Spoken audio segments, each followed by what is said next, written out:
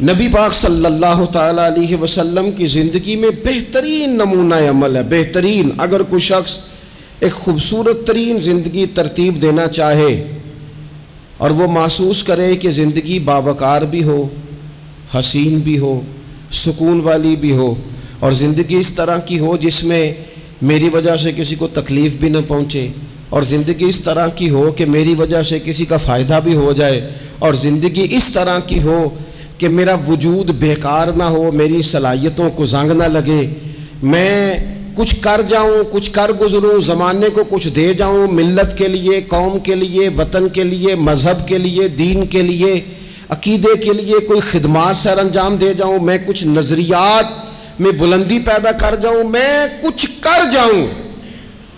اگر کچھ چاہے کہ میں کچھ کر جاؤں تو لَقَدْ كَانَ لَكُمْ فِي رَسُولِ اللَّهِ أُسْوَةٌ حَسَنَةٌ، پھر اس کے لیے میرے نبی پاک کی زندگی ایک بہترین نمونہ ہے، بہترین نمونہ۔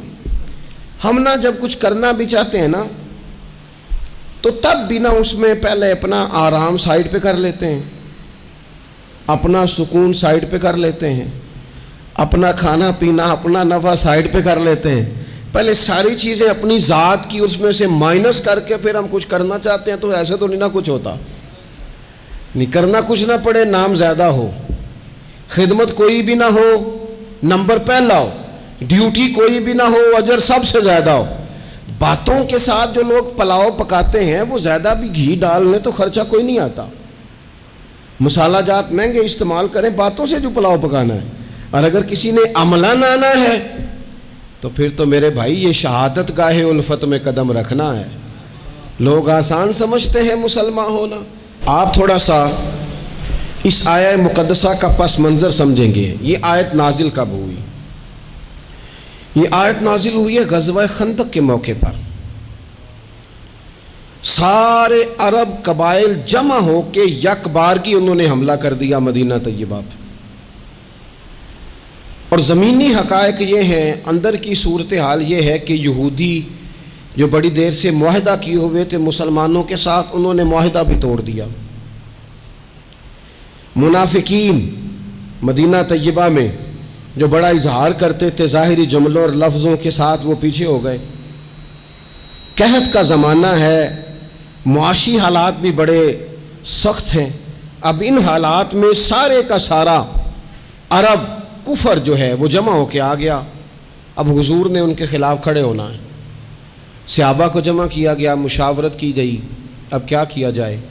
حضرت سلمان فارسی رضی اللہ تعالیٰ انہوں نے مشورہ دیا کہ یا رسول اللہ صلی اللہ تعالیٰ علیہ وسلم، ہمارے علاقے میں یوں ہوتا ہے کہ جب اس طرح کا معاملہ ہو تو خندق کھودی جاتی ہے، اس میں آگ جلائی جاتی ہے، اور پھر دشمن سے مقابلہ کیا جاتا ہے۔ اب خندق کھودنی ہے اور اتنی بڑی کھودنی ہے کہ گھوڑا اس کو کراس نہ کر سکے، تو اس کے لیے بھی تو اسباب چاہیے۔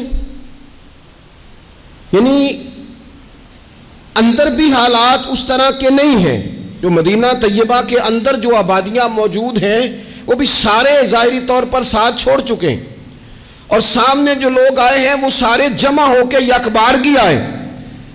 اب مقابلہ ہے اور مالی حالات بھی کمزور ہیں۔ حضور نے فرمایا کھودو بھائی خندق۔ کیا غریبوں کے بچے صرف دکھ اٹھائیں گے؟ مسکینوں کے بچے صرف دنیا میں دکھ اٹھائیں گے؟ حضور نے لوگوں کی اس بات کو غلط کیا۔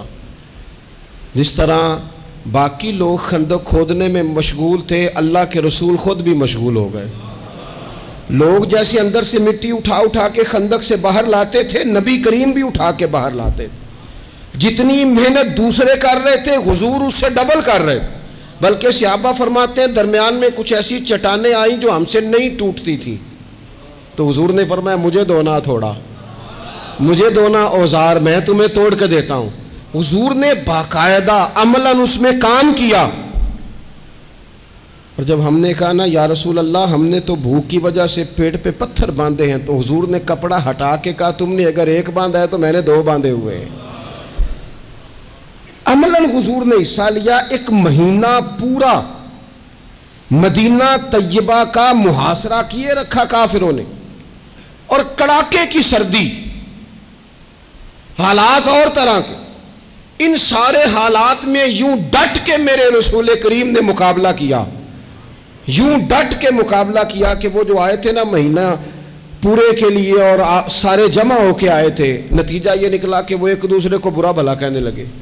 تو غدار ہے، دوسرا قبیلہ کہتا تو غدار ہے، تو نے کہا تھا جیت جائیں گے، تو ہمیں لے کے آیا تھا، تو نے شرارت کی تھی.